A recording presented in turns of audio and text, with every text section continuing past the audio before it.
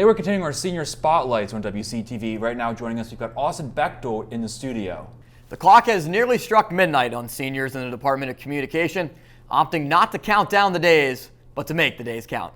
Super Bowl 57 between the Kansas City Chiefs and the Philadelphia Eagles commenced in Phoenix, Arizona this past weekend, with the Philadelphia Eagles head coach and his family stealing all the headlines. St. Edward the Great in Baldwin has officially started celebrations of Lent with fish and ashes, the official sign of the Lenten season. The BIAA has changed eligibility rules for those who repeat 8th grade, and if you want to play all 4 years of high school sports, it's game over.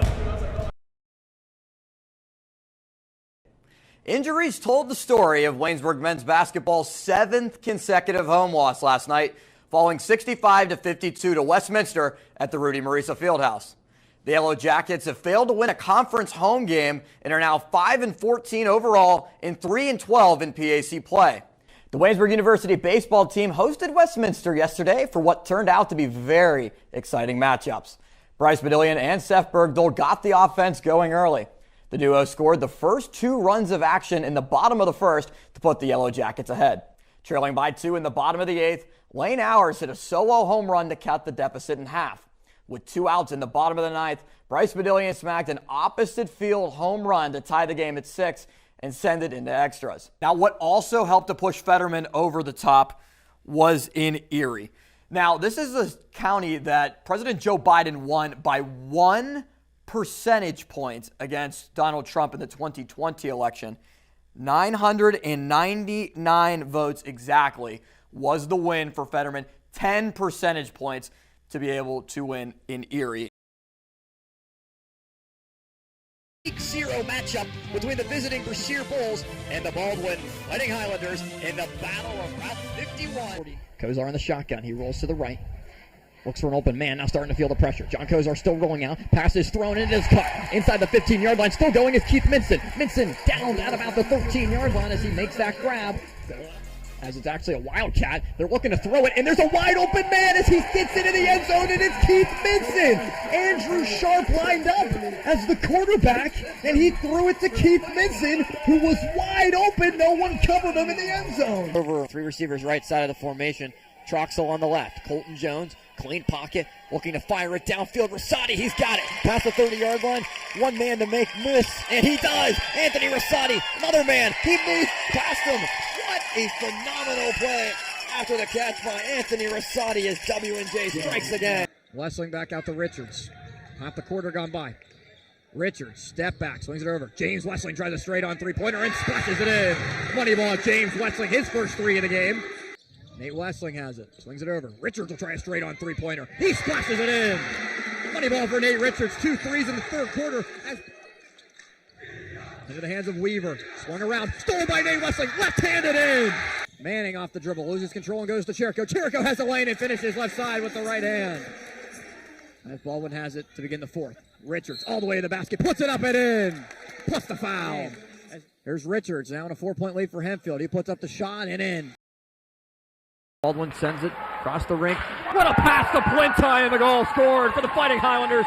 Great pass from Cole Reed to find Puenta with a wide open net. Bordinelli set in the circle, the 3-2 home. High fly ball deep into right field. Backtrack wall, and it's off the very top of the wall. Brookman into second base. She's looking for more. Ella Brookman into third with a stand-up triple. The 0-2 from Wilson. Ground ball to Bliss right at the bag. And the game comes to an end as the Waynesburg University Yellow Jackets win it 4-1. The first ever broadcast of Waynesburg softball on the Waynesburg University Sports Network. This one's swung on, 2-1 pitch. Backtrack Wallen. It goes over the head of Vay in center field. Scoring easily is Sammy Springman. And going into third, standing, Chloe List. RBI triple. It's 3-0 Beaver. A 1 pitch. Hours hits a high fly ball deep into left field. Backtracking on it is Ranza. That one is gone. Home run for Lane Hours, his 3rd of the season. And Waynesburg gets to within 1. It's 6-5. Well, they don't call it March Madness for nothing, as the Pitt Panthers came to Dayton, Ohio for the first 4 against Mississippi State in a game between 2 11 seeds that came down to the wire and on the hand of Jamarius Burton to win it at the very end and send Pitt on to the round of 64. The Pitt Panthers reached the NCAA tournament for the first time since the 2015-16 season 7 years ago under head coach Jamie Dixon, and returned under fifth-year head coach Jeff Capel. Inside a jam-packed University of Dayton arena, the Panthers did enough in the final stretch to pull out the victory. Really proud of my team. We showed toughness, resiliency. We were who we've been all year. And it wasn't pretty, but it was beautiful. It wasn't easy for the Panthers. Blake Hinson hit a shot near the March Madness logo, and Jamarius Burton hit the game winner with 10 seconds to go for the Panthers' key defensive stand. It gave me chills. I felt that when the fans got up and was cheering. That was the best part of the whole thing. Because, we're not at home. We used to having good home crowds, but the fact that they came out and traveled and had belief in us, this was that much better for us. Guillermo Diaz-Graham played 37 minutes in place of the injured Federico and contributed a key block in the final seconds, and also allowing the Panthers to hold on defensively in the final two shots. The moment was especially memorable for Guillermo and his brother Jorge, traveling 3,600 miles from Spain to Pittsburgh. Honestly, he made me emotional. I wasn't emotional. I was just happy we won, but he started crying when I hugged him, so I just, I couldn't contain my tears. Hi everyone, and welcome to the mound. I'm Austin Bechtold alongside Justin Mice, pitcher in the minor league organization for the Pittsburgh Pirates, a Bethel Park native as well. A baseball belongs in the hands of Justin Mice.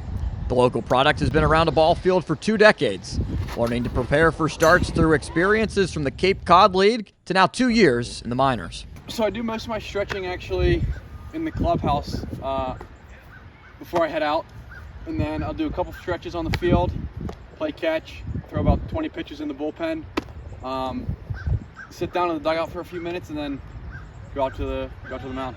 The Pirates' 10th round pick in 2021 out of Eastern Michigan, Mice started 23 of the 26 games he appeared in during the 2022 season between Low A Bradenton and High A Greensboro. His pitch mix and wipeout slider contributed to 116 strikeouts and 114 total innings with a 4.11 ERA. Pitching in his own town organization has been surreal for Mice, attending games at PNC Park his entire life. His hard work and competitiveness has been widely recognized by his teammates. I've been fortunate enough to play with Justin for the last 2 years now. Something that stuck out since day one is how competitive he is on and off the field. Whether we're playing cards, golfing, or playing catch, he's super competitive. He's got a great work ethic, and he's always willing to learn something new or try to get better in any way he can, and I think that's going to help him succeed in the future. Mainly a 3-pitch guy, fastball, slider, changeup, work in a curveball every once in a while. This year, tried to learn a little bit different type of curveball. Like I said, my slider's kind of been my out pitch my whole career, so didn't really use the curveball as much just because I felt comfortable with the slider. But I think this year was a good stepping stone. On the wiffle ball field, I gave it a go against the right-hander. One at-bat went well, and the other, not so much. Mice closed his final start of last season with 7 perfect innings, earning South Atlantic League Pitcher of the Week honors. He hopes his success will carry into his first start on Friday.